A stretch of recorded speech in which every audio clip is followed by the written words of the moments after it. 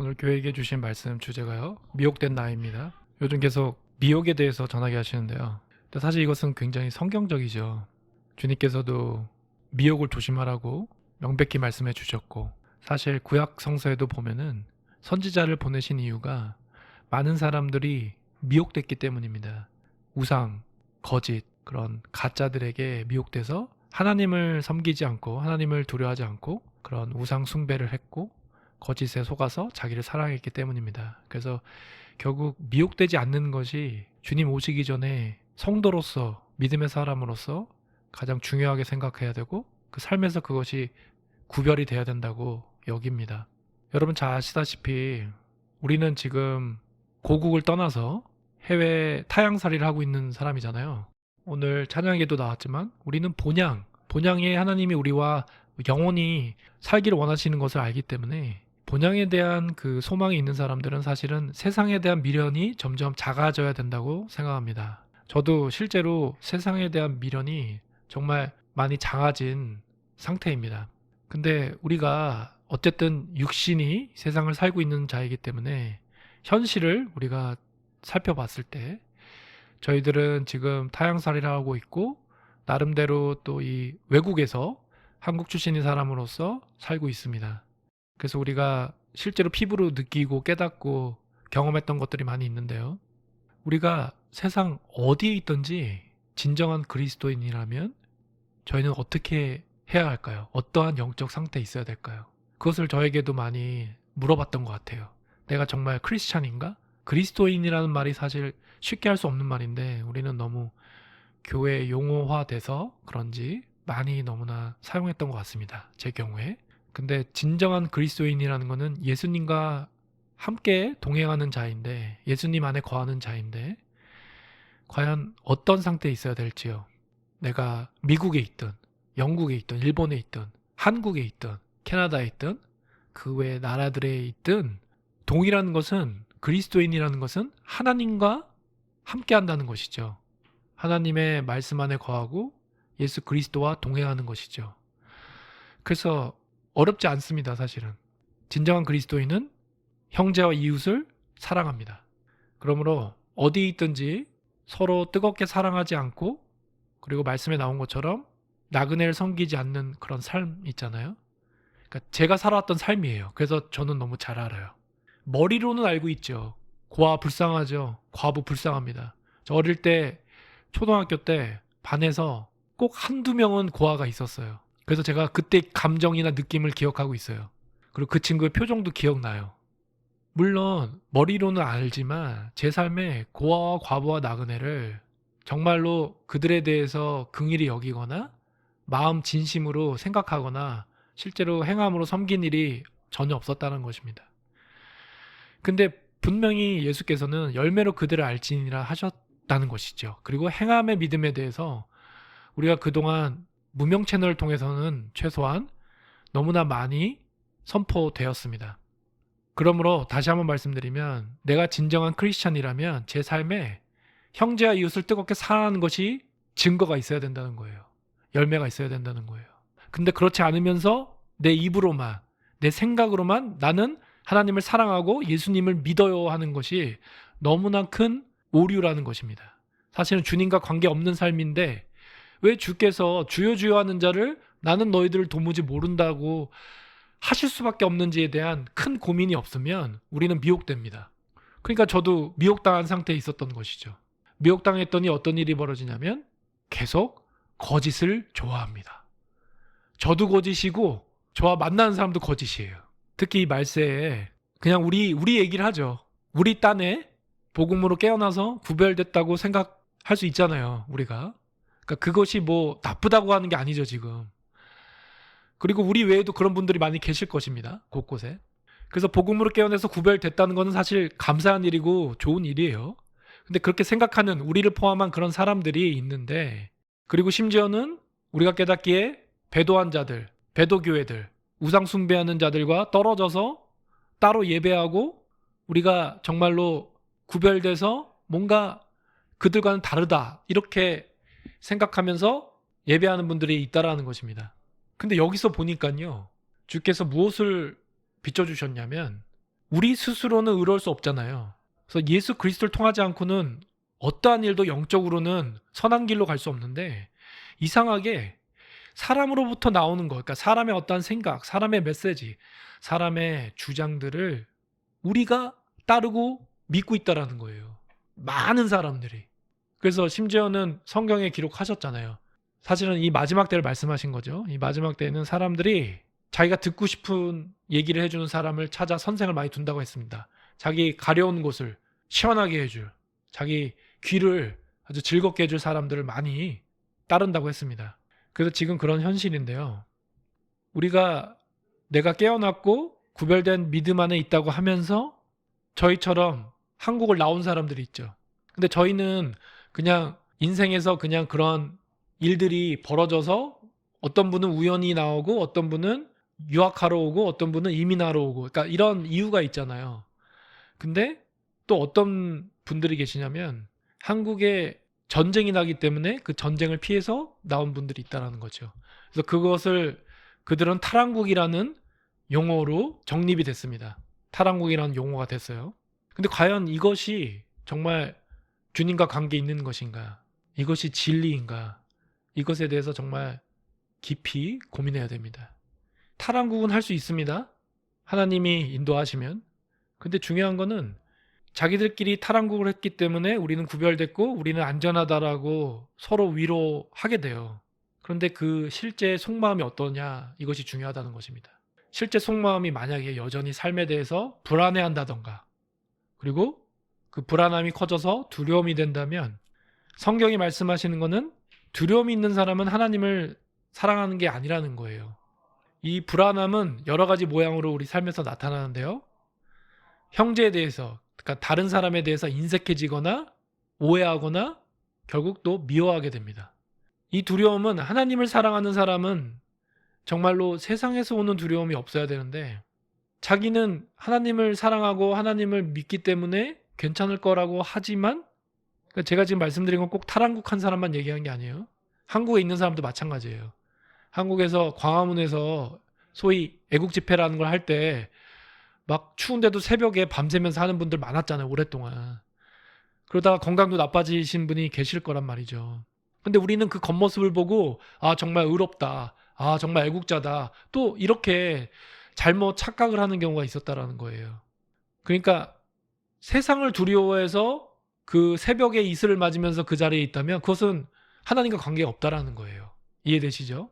자기를 사랑하고 육의 나라를 추구했기 때문에 그것이 없어지는 게, 자기 재산과 자기가 그동안 누렸던 게 없어지는 게 싫어서, 그것이 불안하고 두려워서 그 자리에 나간 사람은 하나님과 관계가 없다라는 거예요. 왜냐하면 우리는 본향 하나님의 나라, 하나님의 나라 의를 구하라고 하셨기 때문에 우리는 육신의 나라를 구해서는 안 되는 거예요. 이 육신의 나라는 우리가 잠시 머무는 나그네의 삶을 허락하신 광야이기 때문입니다.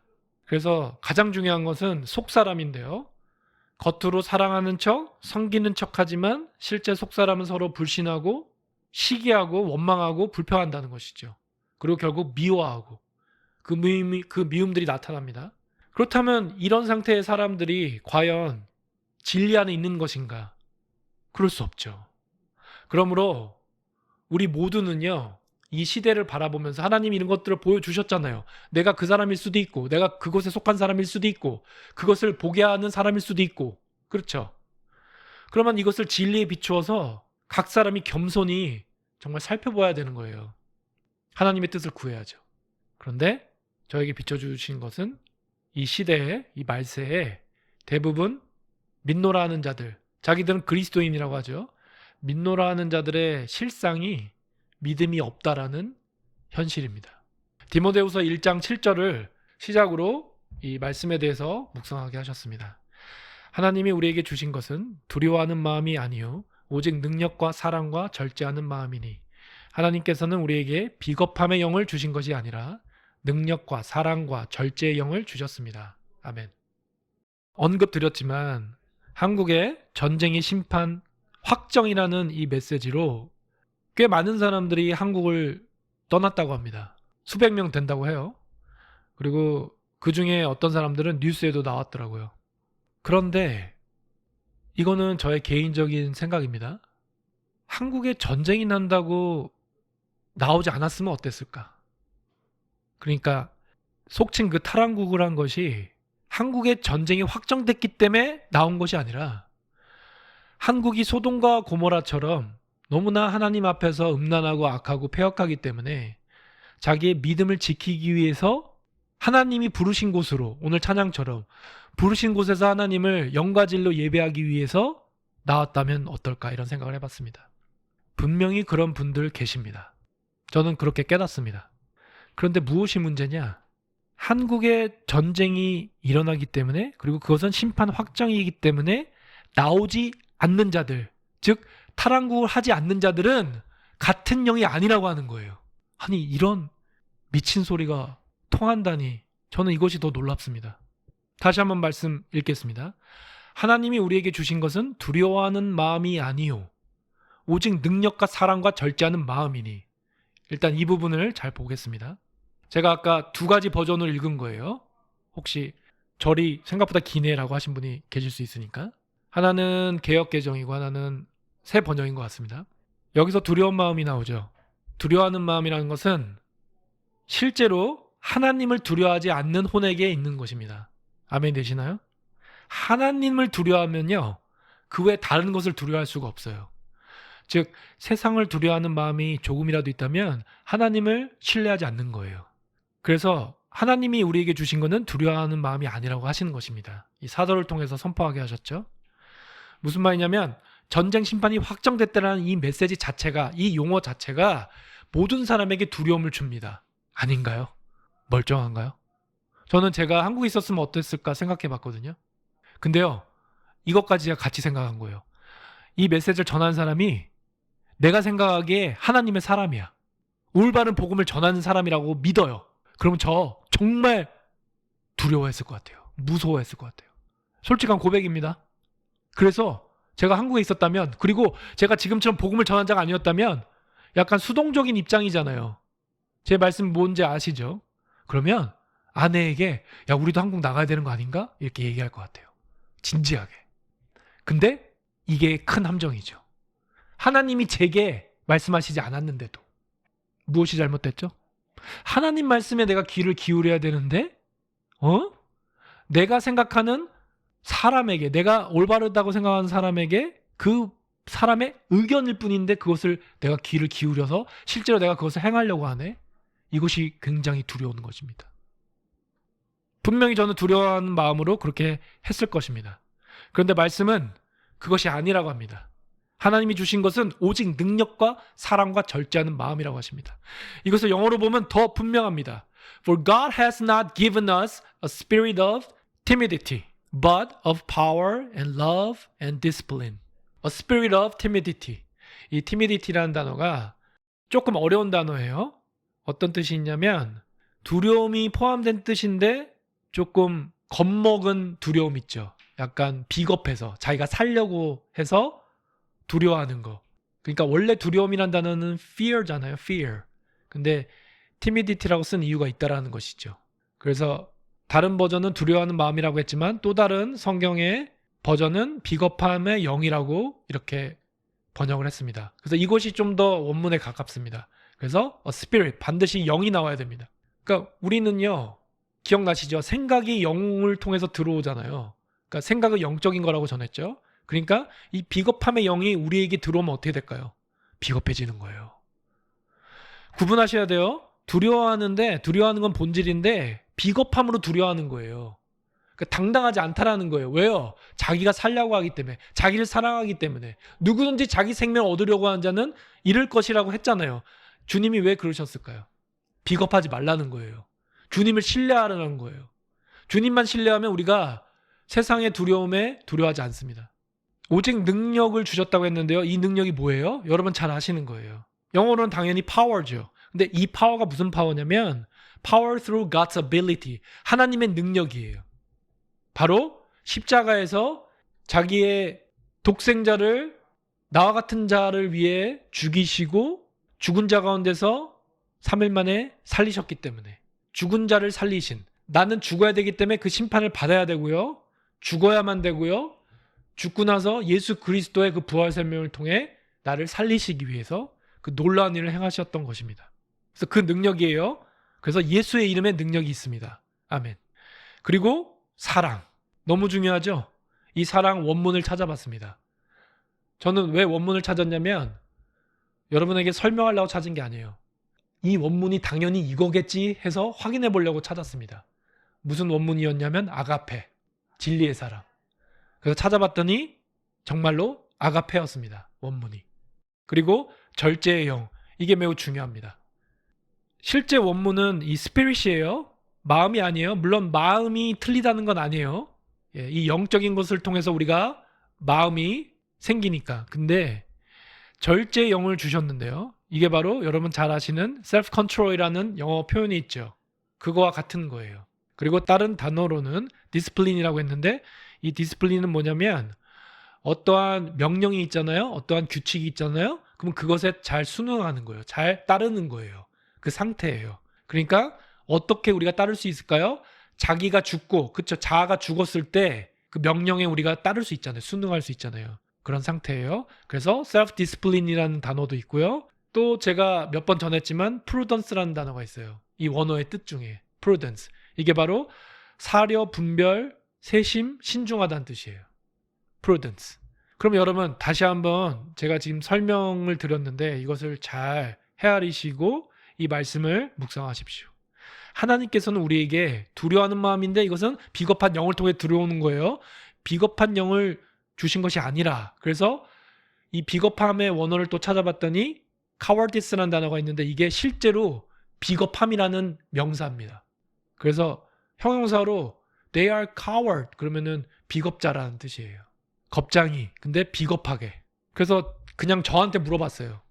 제가 만약에 아까 설명드린 상태에서 두려운 마음이 생겨서 그러면 하나님 신뢰하지 않는 거죠. 두려운 마음이 생겨서 한국을 떠나려고 한 거면 저는 제 스스로 부인하지 못합니다. 저와 가족이 살려고 비겁하게 나간 거예요. 하나님이 부르시지 않으셨는데도. 만약에 그런 사람이 있다면 지금이 돌이킬 기회라는 거예요. 왜 이 사람에게 이 메시지를 선포하게 하는지. 요한일서 4장 18절 말씀을 이어서 묵상했습니다. 사랑에는 두려움이 없습니다. 완전한 사랑은 두려움을 내쫓습니다. 두려움은 징벌과 관련이 있습니다. 두려워하는 사람은 아직 사랑을 완성하지 못한 사람입니다. 아멘. 여러분 잘 아시죠? 그리스도의 사랑은 완전하며 perfect.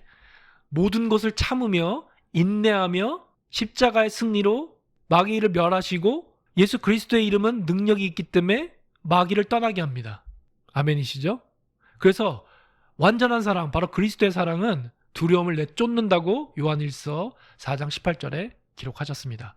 그러니까 디모데후서 1장 7절과 사실 동일한 말씀이죠. 하나님이 우리에게 주신 것은 완전한 사랑이죠. 그리스도의 사랑, 십자가의 진리의 사랑.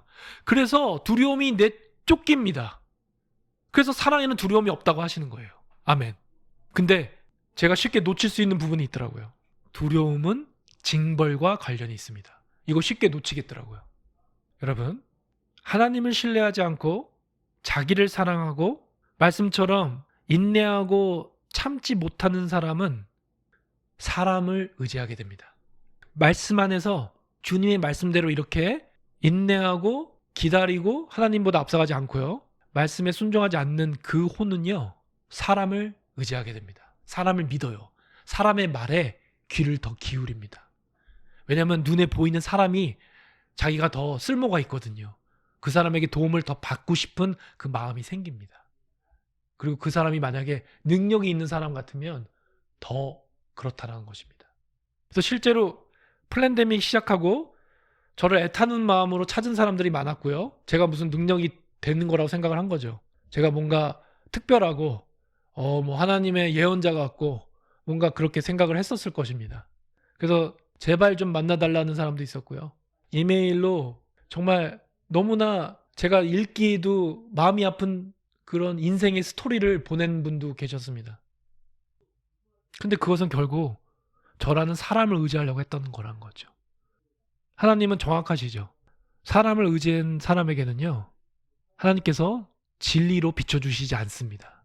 그래서 결국 그 사람은 그 사람을 의지하고 따르다가 주님을 따르지 않고 결국 반대의 길로 갈 것입니다. 넓은 길로 갈 것입니다. 영적으로. 그리고 그 두려움 때문에 결국 진리를 대적하게 됩니다. 그래서 두려움은 징벌이 있는 거예요. 사실 굉장히 두려운 말씀이죠.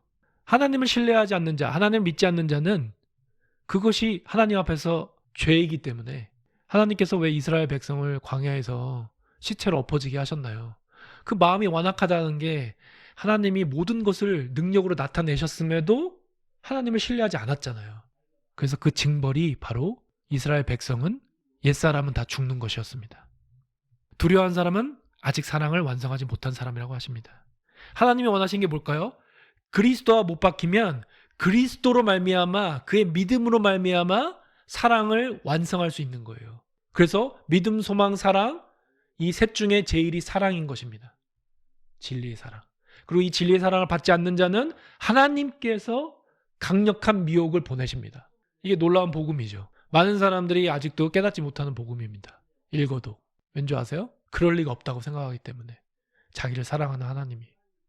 자기는 절대로 미혹되지 않을 거라고 생각하는 거. 이것이 가장 큰 미혹인 것 같습니다. 그래서 혹시 내가 미혹됐나? 이것부터 시작해야 돼요. 제가 미혹됐을 때 아내를 진짜로 사랑하지 못했습니다. 지금도 여전히 부족하지만 하나님 중심을 보시잖아요. 그래서 제가 아내를 사랑하는 그 마음이 있을 때 저는 하나님 앞에 두려움이 없습니다. 근데 제가 조금이라도 저의 잔꾀를 부리거나 어떠한 그런 세상적인 생각으로 하나님 앞에서 믿는 척 하잖아요. 그러면 두려움이 있습니다. 그래서 그 두려움으로 다시 하나님께 돌이켜야 되는 것입니다. 그러므로 여기서 말씀하는 두려움은 세상적 두려움입니다. 그러니까 자기를 사랑하는 자에게 세상에서 주는 두려움을 말씀하는 거예요. 그 두려움이 있는 것은 그리스도의 사랑이 없다라는 증거고요. 그러므로 자기가 하나님을 믿기 때문에 탈항국을 했다라는 그 사람들의 그 주장은 사실 거짓이 될 수 있다라는 것입니다. 자기가 알겠죠. 자기가 왜 탈항국을 했는지. 하나님의 말씀에 순종한 건지 아니면 자기가 믿고 있는 사람의 말에 자기가 따른 것인지 자기는 알 것입니다. 근데 중요한 것은 하나님은 속속들이 알고 계시다는 것입니다. 그래서 두려워하셔야 돼요. 왜냐하면 하나님은 이런 자들이 결국 영적 배신자가 되게 하시기 때문입니다. 가룟 유다처럼. 잊으시면 안 돼요. 가룟 유다는 예수님과 동고동락한 직계라는 말이 맞나요? 직계 제자였습니다. 살아있는 말씀을 눈앞에서 들은 자였습니다. 그러니까 저와 같은 사람, 우리 모두가 헷갈리거나 착각하는 게 나는 하나님이 성령으로 지혜를 주셨어. 나는 깨달았어. 소용없다라는 거예요. 소용이 없습니다. 매 순간 하나님을 두려워하지 않으면. 그것이 근데 하나님의 진리의 사랑이라는 것이죠. 자기를 사랑하고 이 진리 안에 있지 않는 사람들은요. 삶에서 어떻게 그 열매가 나타나냐면 그들 실상이라는 거예요. 앞서서 말씀드린 것처럼 이웃과 형제를 사랑하지 않습니다. 전혀 사랑하지 않습니다. 사랑하는 척해도. 이게 미혹된 자들의 특징이에요. 미혹된 저의 실제 그 당시의 모습입니다. 너무나 인색하고요. 그들을 무시하고요. 너무나 self-centered, 자기 이기심에 아주 정말 이기심의 극을 달렸습니다. 너무나 창피하고 송구한 모습입니다. 여러분 잘 아시죠? 그동안 가인에서 알렉산더 후메네오 기억나세요? 설명 안 해도 다 아시잖아요. 가인. 하나님이 그의 예배를 받지 않는 그 이유. 자기 생각으로 자기 마음대로 거룩하신 하나님께 제사를 했잖아요. 에서 두말 필요 없죠. 그 잠깐 배고픔을 허기를 면하려고 장자권을 고민 없이 내주었죠. 그 귀한 것을 팥죽 한 그릇으로. 알렉산더와 후메네오. 이 사람들은 같이 성경에 나오는 구절도 있고 따로 나오는 구절도 있죠. 근데 제가 기억하는 거는 디모데후서 4장에 보면요. 구리 세공 알렉산더가 나에게 해를 많이 입혔습니다. 주님께서 그의 행위대로 그에게 갚으실 것입니다. 그대도 경계하십시오. 그가 우리 말에 몹시 반대하였습니다. 아멘. 이것은 악인 시리즈 거기서 전했었던 것인데요. 구리세공 하는 사람이니까 우리 입장에서는 일반인입니다. 일반인. 이 알렉산더라는 사람이 사도 바울이죠.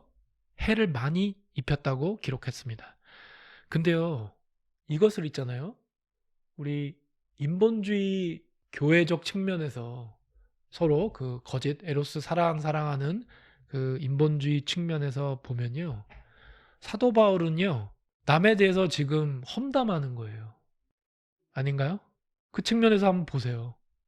아니 사도면 좀 사도다워야 되지 않을까요?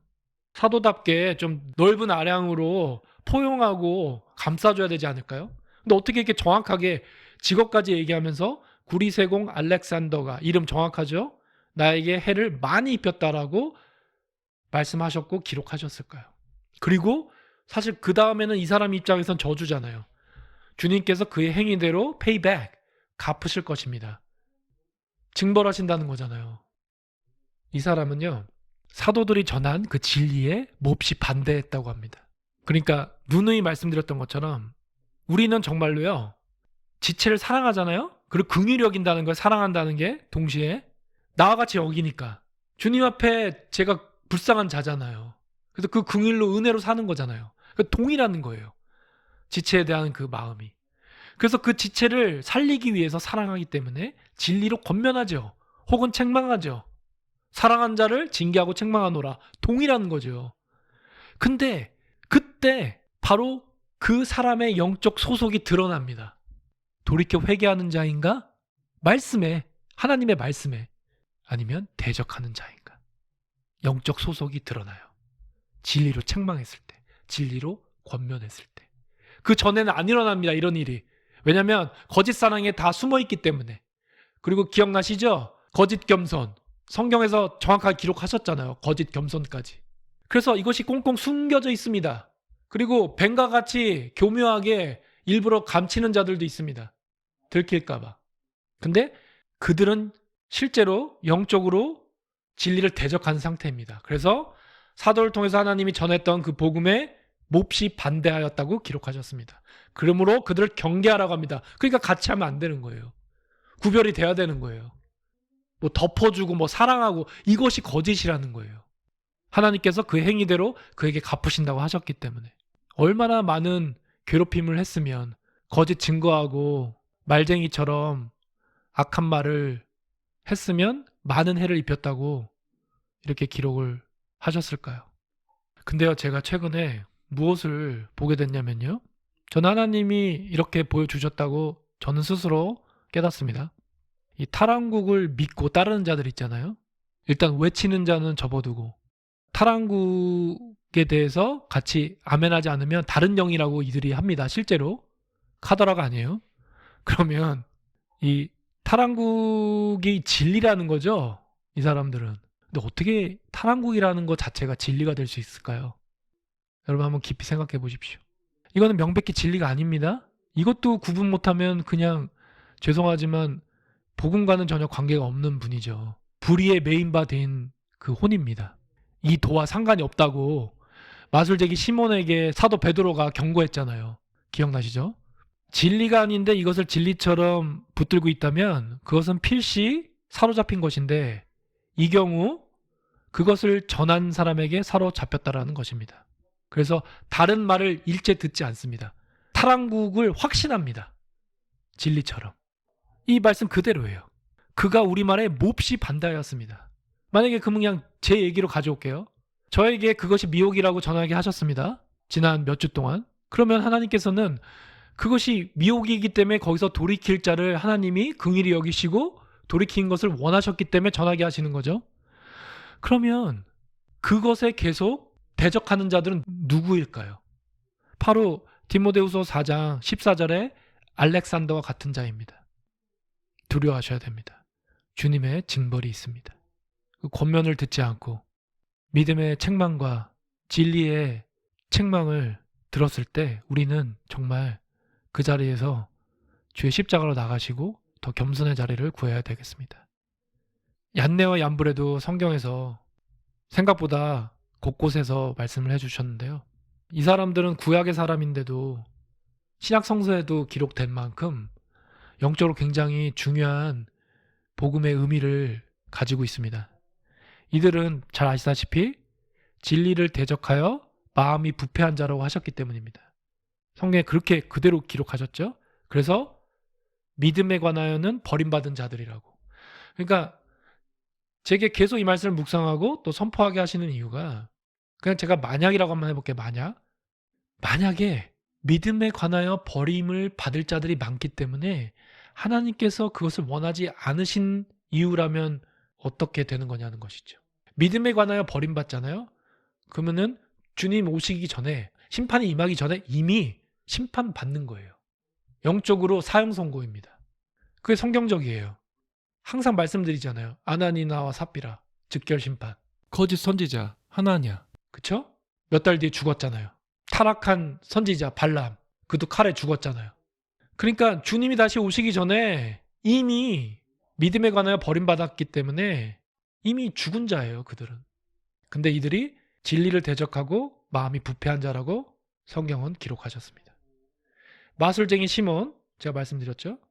잘 아시다시피 성령을 돈으로 살려고 했습니다. 근데 이 마음이 무언가 좀 더 깊이 생각해 보세요.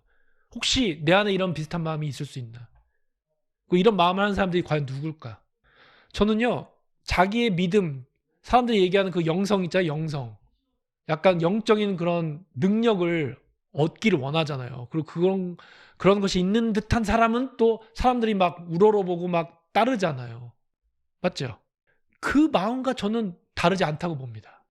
성령, 그러니까 사도들의 그 능력을 봤죠. 그걸 부러워했죠. 사실은 질투하는 것입니다. 자기도 그러고 싶었던 거예요. 왜냐하면 자기는 가짜 마술로 사람들을 속여왔기 때문에, 그것이 진짜가 아니고 진리가 아닌 걸 알고 있기 때문에 사도들의 그 능력을 자기가 갖고 싶었던 것입니다. 그러니까 그 능력이 있어 보이는 사람이 사람을 믿는 그 사람, 교주, 그런 사람들을 믿는 것과 크게 다르지 않는 거예요. 왜냐하면 교주를 따라가면 자기도 같이 잘 될 것 같으니까.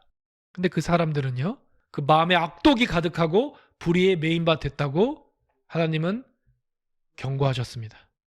부디 이것을 깨닫기 바랍니다. 하나님이 찔림을 주시는 분들은 결국 이 모든 믿음에 관하여 버림받은 자들, 마음이 부패한 자들, 성령을 돈으로 사려고 했고 사람을 따르며 마음에 악독이 가득하고 불의의 메인 자들은 가룟 유다가 되는 거예요. 그게 가룟 유다입니다. 지난 몇 달 동안 전하게 하신 배신자입니다.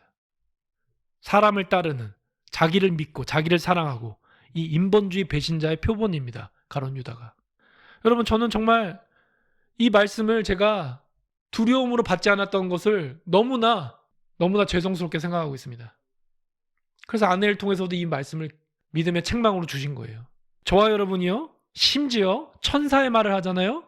하늘의 언어, 방언, 천사의 말을 하고 예언하는 능력이 있고, 저든 여러분이든, 그리고 이 복음 안에 있는 분들 중에, 이 메시지를 듣는 분 중에 하늘의 비밀과 모든 지식을 아는 분이 계실지라도, 그리고 심지어 산을 옮길 만한 모든 믿음이 있는 분이 계실지라도 그 안에 사랑이 없으면, 아가페, 진리의 사랑이 없으면 아무것도 아니고 무익한 것입니다. 잘 아시다시피 소리나는 노새, 구리고 시끄럽게 울리기만 하는 꽹과리입니다. 아무 유익한 것이 없다라는 거예요.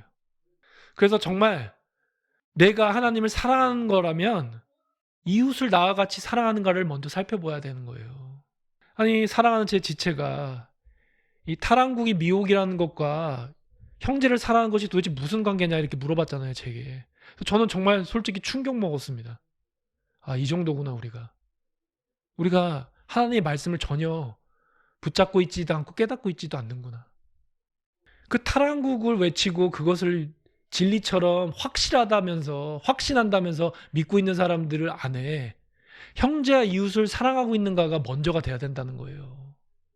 그것이 그리스도 안에 거하는 자이기 때문에, 믿음에 대하여 파선한 자가 아니라, 아니면 진리를 대적하고 가룟 유다처럼 결국 주님을 배신하는 사람이 된다는 것입니다. 저는 너무 이 말씀이 정말 두렵고 넘쳐납니다. 그 하나님의 지혜가.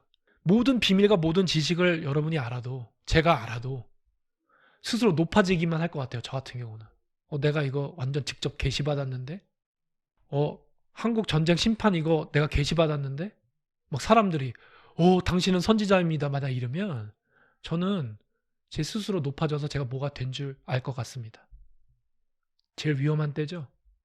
실제로 기름 부음을 받은 이스라엘의 초대 왕 사울이 그랬습니다. 그래서 우리는 핑계댈 수가 없어요. 그 어느 누구도. 한 분이 제게 종교의 틀이 있다고 했어요. 그것이 저에 대한 권면일 수도 있습니다. 좋은 뜻으로.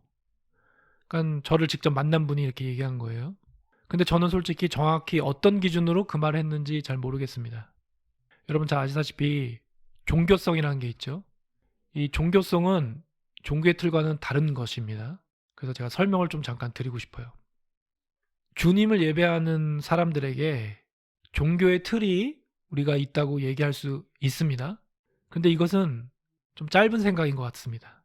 그리고 어떤 측면에서는 억지가 될 수 있어요. 그래서 제가 왜 이런 얘기를 했을까 생각해 보았습니다. 그런데 제가 살펴보았을 때는 물론 저의 부족함도 제가 깨달아졌고, 제가 또 만약에 하나님 앞에서 바로 서야 되는 거, 돌이켜야 되는 것이 있으면 그걸 돌이키길 원했습니다. 그리고 그렇게 할 것입니다. 그런데 이 얘기를 한 사람이 왜 그렇게 얘기했을까 제가 깊이 생각을 해봤더니, 그가 믿고 따르는 어떤 사람이 있는데 그 사람이 평소에 습관적으로 얘기하는 거예요. 이 표현을. 종교의 틀이라는 이 표현을. 여러분, 사실 이것도 성경에 기록된 말씀이 아니잖아요. 그러니까 우리는 어떻게 보면, 저도 그랬습니다. 한낱 사람의 말을 너무 신뢰해요. 저도 예전에 제가 친한 친구에게 이 목사님 설교가 좋으니까 너는 이 교회에 예배하러 와야 돼, 이런 식으로 속칭 그런 헛된 전도를 했던 적이 있거든요. 그래서 제가 알아요. 매우 잘 압니다. 그 사람을 믿고 사람을 좋아하고 사람을 따르는 거를. 그리고 제 스스로 복음에 대해서 회개의 복음을 깨달았다고 생각했던 때도 제가 어떠한 복음을 전하는 분을 신뢰했던 때가 있습니다. 근데 결국 그분이 저와는 다른 길을 가시더라고요. 그러니까 사람을 따르면 안 된다는 것이죠. 제가 만약 사람을 따랐으면 그분과 같은 길을 가겠죠. 이해되시죠? 근데 우리는 주님을 따라가야 되잖아요. 근데 사람을 따르면 그 사람의 가는 길로 갑니다. 근데 만약에 그 사람이 눈뜬 소경이면 어떻게 될까요? 같이 구덩이에 빠진다고 하셨잖아요. 근데 그 구덩이가 그냥 구덩이면 모르겠는데 사망의 늪이면 어떻게 되겠습니까? 믿음에 관하여 파선하는 그 길이면 어떻게 되겠습니까? 그래서 전할 수밖에 없는 거예요. 사람의 말, 사람의 의견을 마치 진리처럼 믿고 그것을 따르는 것은 너무나 어리석고 위험한 것입니다. 사실은 하나님 앞에 가증한 것입니다. 아시다시피 종교성이라는 것은 인본주의예요. 이것은 악한 거예요. 이 종교성의 대표 주자들이 가톨릭입니다. 겉으로 사랑을 하고 겉으로 근엄하고 겉으로는 굉장히 거룩한 척 하잖아요. 근데 그들은 바리새인들과 같이 회칠한 무덤인 것입니다. 그런데 거룩한 하나님을 섬기는 삶에는 경건의 틀이 필요합니다. 경건의 틀. 그 사람이 틀이 있어서 좀 아닌 것 같다는 듯이 얘기했거든요. 당연히 인본주의가 반석된 종교 행위가 위험하죠. 그래서 우린 조심해야 됩니다. 그런데 하나님께 예배하는 여러분의 그 자세, 겸손한 자세와 경건의 모습은 반드시 있어야 되는 거예요. 그래서 이런 자세와 경건의 모습의 틀이 나쁘다고 할 수 없는 거예요. 없어야 되는 게 아니라는 거예요. 왜냐하면 성경적으로 전하겠습니다. 선지자 아론의 아들들이 있었어요. 나답과 아비후였죠. 나답과 아비후가 예배의 틀에 벗어나서 죽임을 당했기 때문입니다. 이거는 성경에 정확하게 기록했어요. 그들이 어떠한 예배의 틀을 벗어났냐면 다른 불을 담아서 하나님께 제사를 올렸습니다. 예배했습니다. 근데 그 결과가 너무나 놀라운 거예요. 우리 입장에서는 끔찍한 거예요. 둘 다 죽이셨습니다. 근데 이것이 진리였기 때문에, 하나님의 공의였기 때문에 아론은 하나님과 소통하는 자였지만, 이스라엘의 선지자였지만 아론은 한마디도 하지 않았습니다. 그것이 하나님의 공의였기 때문에. 그렇기 때문에 하나님 앞에 우리가 나갈 때, 하나님께 예배할 때는 다른 불을 우리가 가져가면 안 되는 것처럼 이 다른 불이 과연 무엇일까요? 저는 사람의 생각이라고 생각합니다. 일단 그 불의 하나를 생각해 보면 인본주의.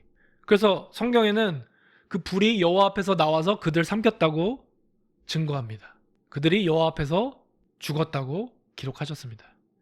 그러므로 하나님을 두려워하는 것이 바로 제가 깨달은 경건의 틀입니다. 결과적으로 이것이 요즘 용어로는 종교적 틀이 될 수 있는 거예요. 틀이 없는 곳에 과연 여러분 무엇이 있을까요? 방탕함이 있습니다. 지 멋대로 하는 것이 있습니다. 그것이 바로 아론의 아들들에게 일어나는 것입니다. 가인과 똑같은 거예요. 자기들 생각에는 이 불로 하나님께 분향하고 예배하면 될 거라고 생각했다는 것이죠. 근데 이것이요, 사람의 생각과 의견을 진리처럼 받아들여서 맹신하고 마치 이 시대의 교주들 따르는 그런 영적 상태와 동일하다는 것입니다. 제가 지금 말씀드리는 이것이 그 다른 불이, 여러분 잘 아시다시피 예를 들어서 제가 예배 드릴 때 지금도 제가 갖고 있는 옷 중에 가장 점잖은 옷이거든요. 이 면바지가 청바지도 아니잖아요 지금.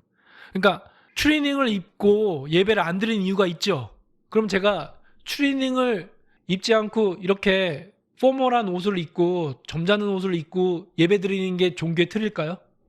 그 사람이 얘기한? 그러니까 예를 드는 거예요. 오해의 소지가 있기 때문에.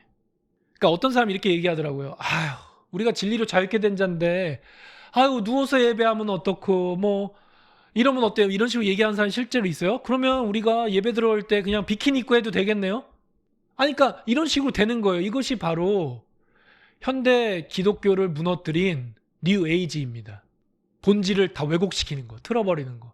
하나님 앞에서는 엄숙하고 경건해야 되는 것이죠. 왜냐?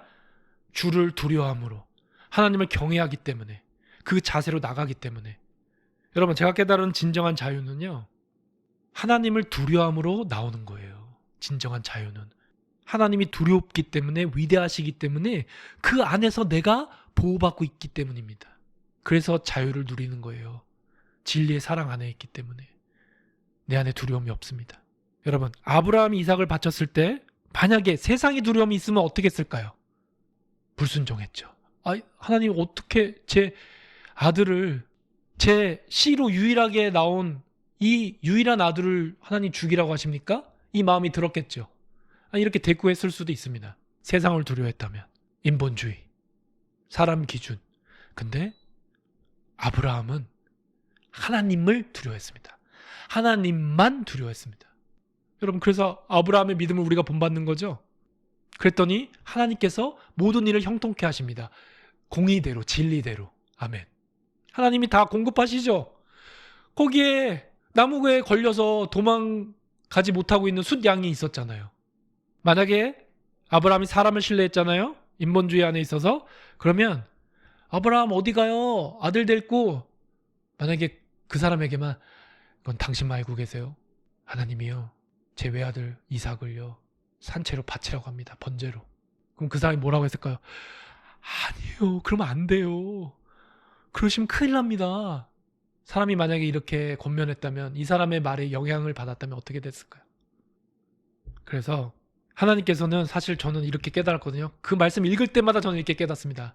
이제야 네가 나를 두려워하는지 알겠노라. 이 말씀이요, 기뻐하시는 거예요. 너무 기뻐하시는 거예요. 그래서 제가 하나님, 주님을 두려워합니다, 이렇게 제가 고백했을 때, 그러니까 진짜 마음으로 고백했을 때 하나님이 기뻐하시는 게 느껴져서 저의 마음은 평화가 옵니다. 진정한 자유가 옵니다. 하나님을 두려워할 때. 모세에게 뭐라고 하셨어요? 그 떨기나무에서 주님 불같이 임하셨잖아요. 우리는 이 신을 벗는 이 종교적인 경건의 자세가 있어야 되는 거예요. 무슨 종교가 들어가면 다 나쁜 줄 알아요. 이것도 오해예요. 지난번에 전했던 그 복음적인 칭찬과 자랑에 대해서 전했잖아요. 근데 우리가 뺏기죠. 오히려 이 마귀의 교묘함 때문에. 여러분, 저는 그 지체가 어떤 생각으로 제게 이렇게 얘기했는지 그 당시는 몰랐지만 나중에는 알았습니다. 자기가 믿는 그 사람이 하는 그 말 그대로 한 거였어요. 앵무새처럼. 너무 불쌍합니다. 그래서 이 메시지를 듣고 그것을 하나님이 비춰주신 거라고 십자가 앞으로 엎드리면 됩니다. 부디 엎드리십시오. 사람을 믿으면 뭐합니까? 주님을 배신하는데. 그래서 데살로니가후서 1장 3절을 읽게 하셨는데요, 너무나 중요한 거예요. 이 시대에 말씀드린 것처럼 나는 믿노라, 깨어 있노라 하는 사람들이 진리의 사랑을 받지 않습니다. 방구석 선지자들이 돼가지고. 저도 만약에 일방적으로 유튜브를 통해서 복음 메시지만 전하고 속칭 팔로워들, 구독자들, 저를 따르는 사람들만 많아졌잖아요? 그럼 저도 어떻게 될지 몰라요. 그걸 두려워해야 되는 것이죠. 저도 결국 유튜브 선지자가 되는 거예요. 마음만 높아지는. 결국 발람의 길을 갈 수 있는. 아멘. 그래서 두려워해야 되는 거예요. 많은 사람들이 널 칭찬할 때 너는 두려워해라. 하나님이 미워하신다는 것을 알아야 되는 거예요.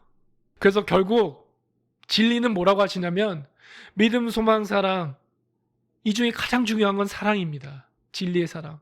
그것은 죽기까지 복종하신 우리 주 예수 그리스도의 믿음으로 말미암는 것이고, 이 진리의 사랑으로 저와 여러분이 하나님께 갈 수 있는 거예요.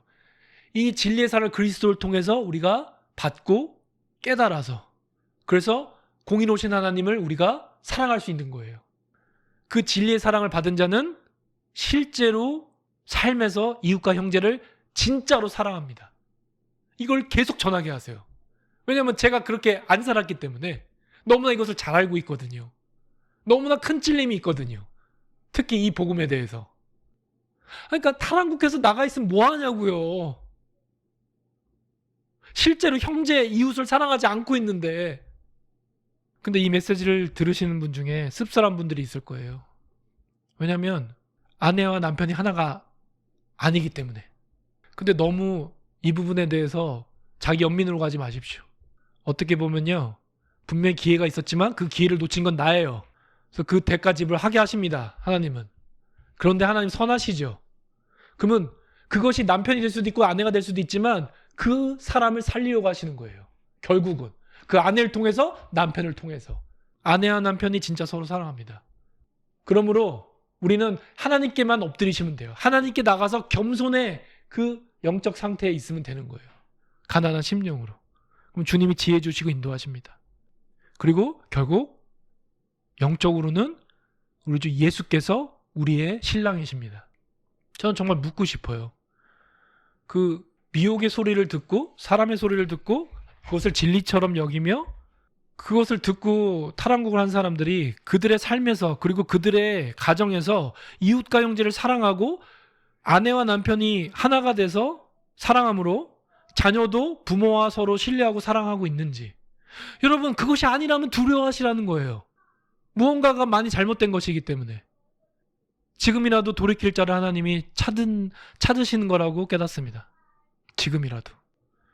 모든 복음의 진리, 즉 이 진리의 사랑을 밀어내고 타락국부터 전하거나 타락국을 주장하고 타락국을 확신하는 것은 미혹입니다. 미혹이에요. 강력한 미혹입니다. 그 사람을 믿는 거예요. 진리이신 주님을 믿는 게 아니라. 전에도 깨닫지 못하는 자가 있습니다.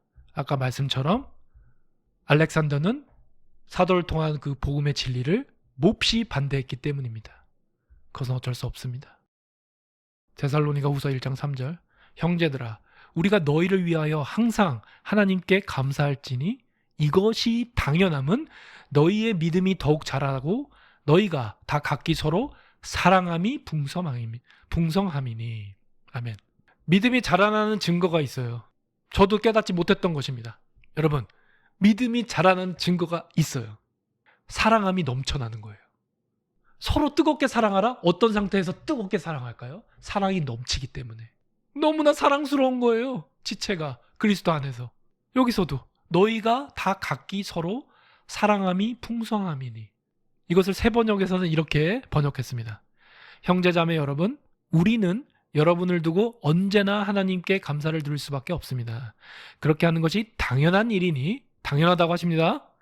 그것은 여러분의 믿음이 크게 자라고 여러분 모두가 각자 서로에게 베푸는 사랑이 더욱 풍성해 가고 있기 때문입니다. 아멘.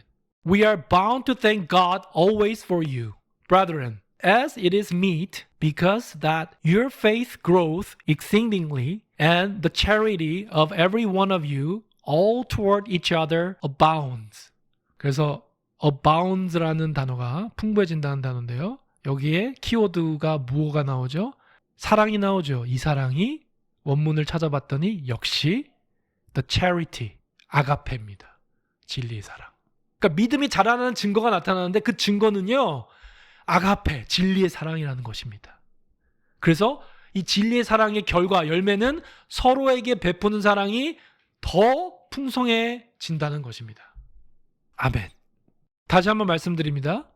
타락국을 한 사람이든 외국에서 이민자로 사시는 분이든 한국에서 사시는 분이든 우리 믿음의 사람들은 이 말씀대로 서로에게 각기 베푸는 사랑이 풍성해져야 되는 거예요. 서로 더 뜨겁게 사랑하는 거예요. 그것이 바로 여러분의 믿음이 크게 자란다라는 말씀입니다. Because that your faith grows exceedingly. 고린도전서 8장 1, 2절을 보면요. 이제 우상들에게 바친 것들에 관하여는 우리가 지식이 있는 줄로 아나니 지식은 우쭐되게 하나 사랑은 세워주느니라. 아멘. 저 또 깜짝 놀랐죠. 이 말씀을 이어서 이거를 받아서 적었기 때문에. 배도에 대해서는 우리 다 알고 있죠. 최소한 무명 채널을 통해서 복음을 아멘하시는 분들은 배도에 대해서 알고 있죠. 그리고 제가 알기로는 많은 사람들이 이 시대에서는 다행히 하나님께서 깨워주셔서 배도에 대해서 알고 있습니다. 탈한국 했다는 사람도 배도한 한국을 떠나는 거예요. 그런 부분이 있습니다. 그래서 거기에 대해서는 지식이 있는 줄로 다 안다고 하십니다. 말씀도 이미 2000년 전에 기록하셨잖아요. 이제 우상들에게 바친 것들에 관하여는 우리가 다 지식이 있는 줄로 아나니. 그렇죠? 근데 그 다음에 뭐라고 하십니까? 이 아는 것으로, 내가 깨어있다라고 생각하는 것으로 교만해진다는 거예요.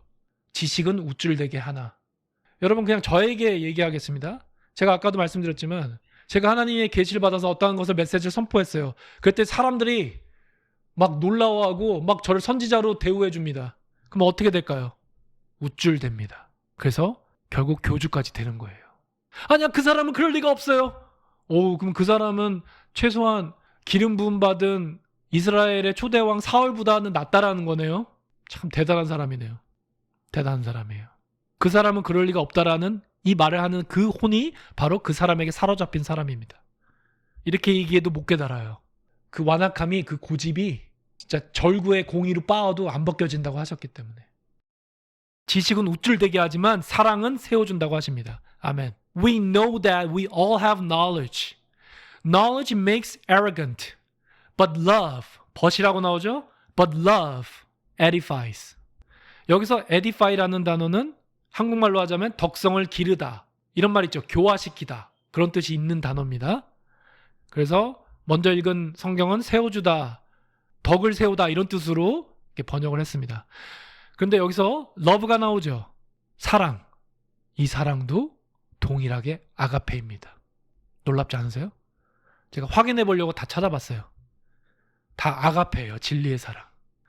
그러니까 결국 하나님은 무엇을 우리에게 말씀하시냐면, 만일 어떤 사람이 자기가 무엇을 아는 줄로 생각하면 그는 마땅히 알아야 할 바를 아직 전혀 알지 못한다고 하시는 거예요.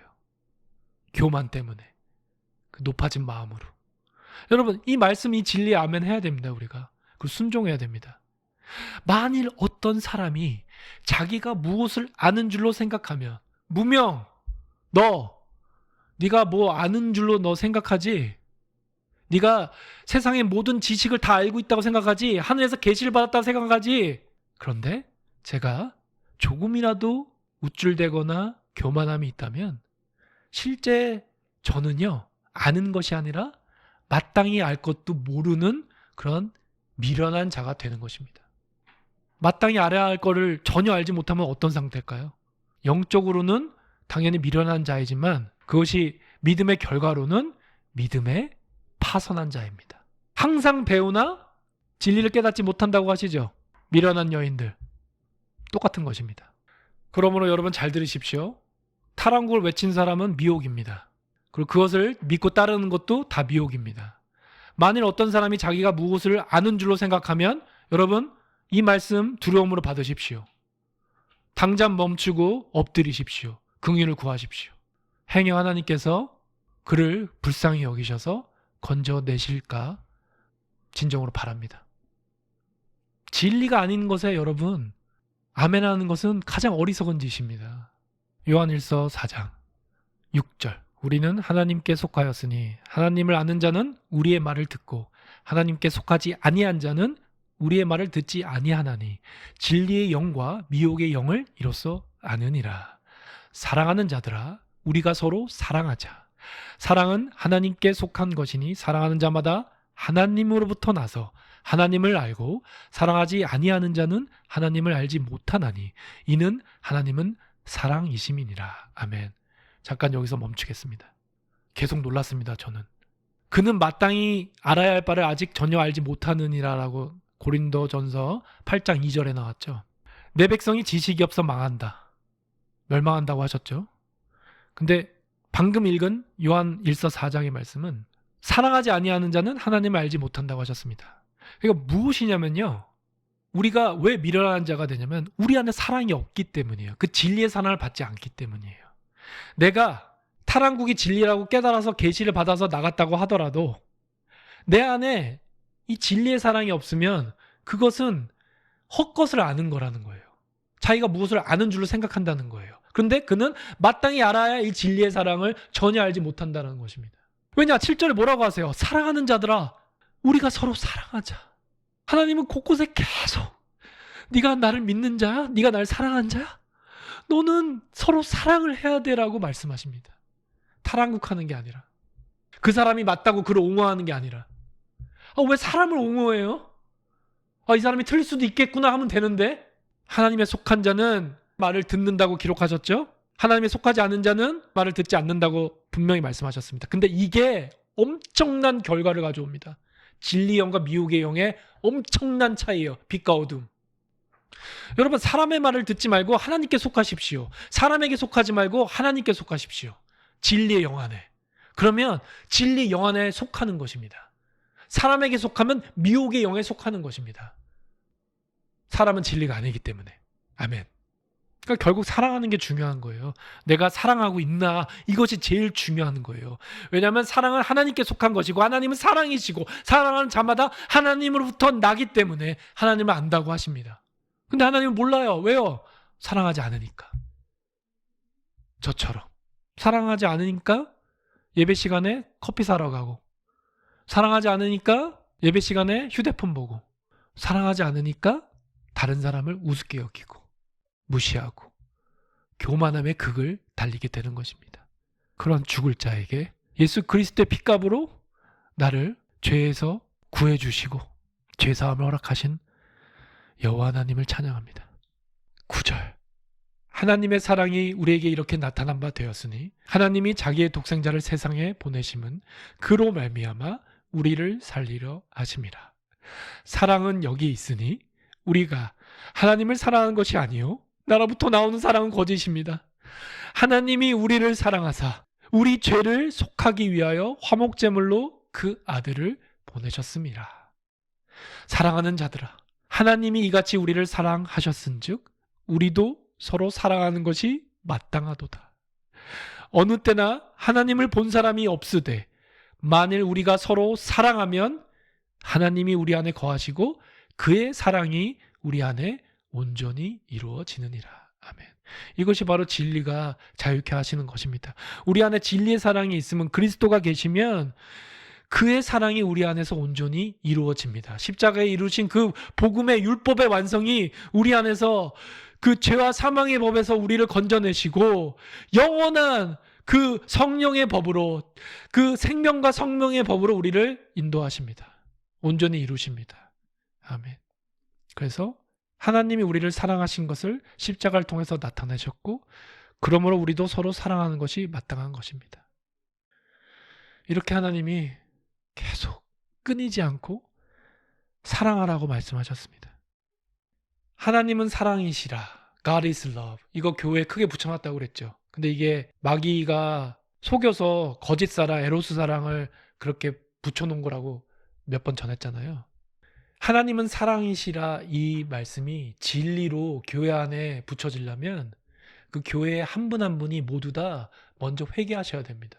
우상을 섬겼던 거, 자기를 사랑했던 거, 형제와 이웃을 사랑하지 않았던 것을 돌이켜서 엎드려서 회개하셔야 됩니다. 그 회개한 자에게만 하나님은 사랑이시라는 이 복음이 진리가 되는 거예요. 그 외의 사람에게는 이것이 가장 두려운 말씀이에요.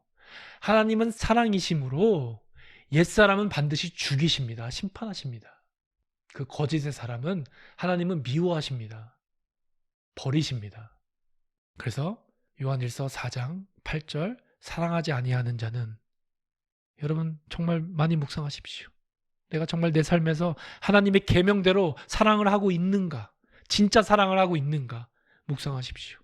사랑하지 아니하는 자는 하나님을 알지 못하나니 이는 하나님은 사랑이심이라. 너무나 놀라운 말씀이에요. 사랑하는 자에게만 해당됩니다. 하나님을 두려워하는 자에게만 해당됩니다. 여러분, 믿음은 바라는 것들의 실체라고 하셨죠? 보이지 않는 것들의 증거라고 하셨습니다. 히브리서에서. 저와 여러분의 삶에 내 속사람이 형제를, 지체를 사랑하는 것은 우리 사람의 눈에는 잘 표시가 안 날 수도 있습니다. 진짜로 사랑하는 게. 왜냐하면 모든 사람이 다 똑같이 표현하는 게 아니기 때문에. 근데 하나님은 우리 중심을 보시잖아요. 그래서 그리스도의 믿음을 소유한 자는, 그리스도 안에 거하는 자는 우리 눈에, 사람의 눈에 보이는 그 거짓 행위의 사랑이 아니라 진짜 진리의 사랑을 소유한 사람은 정말 형제를 사랑합니다. 그래서 그 믿음이 하나님을 기쁘게 하십니다. 하나님 사랑을 나타내신 그 십자가의 진리 사랑이기 때문입니다. 죽기까지 순종하신 그리스도의 믿음이기 때문입니다. 하나님 감사합니다.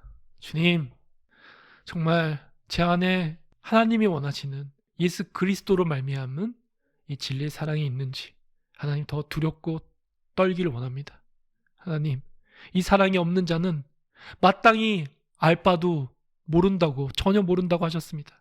하나님, 이 말씀을 저에게 주신 말씀으로 받습니다. 정말 두려움으로 하나님께 나아가기 원합니다. 무엇을 아는 것처럼, 심지어 모든 세상의 지식과 비밀을 알고 있어도 그 사랑이 없으면 아무것도 아닌 것을 주님께서 말씀해 주셨습니다. 주님, 오늘도 우리가 이 말씀 앞에서 엎드린 자로, 심령이 가난한 자로 나아가서 하나님의 마음을 깨닫고 주님께 돌이키기 원하오니 하나님 도와주시옵소서. 예수 그리스도의 믿음을 구합니다. 하나님, 오늘도 나에게 호흡 주셔서 하나님께 돌이키고 회개할 수 있게 한 이 하루가 너무나 귀합니다. 하나님 감사합니다. 모든 영광 받아주시옵소서. 오늘도 이 동일한 복음 안에서 예수 그리스도의 이 놀라우신 사랑 안에서 형제와 자매가 사랑하며 섬기며 서로 하나님의 사랑을 나타내는 한 분 한 분으로 인도하여 주시옵소서. 감사하며 예수 그리스도의 이름으로 기도합니다. 아멘.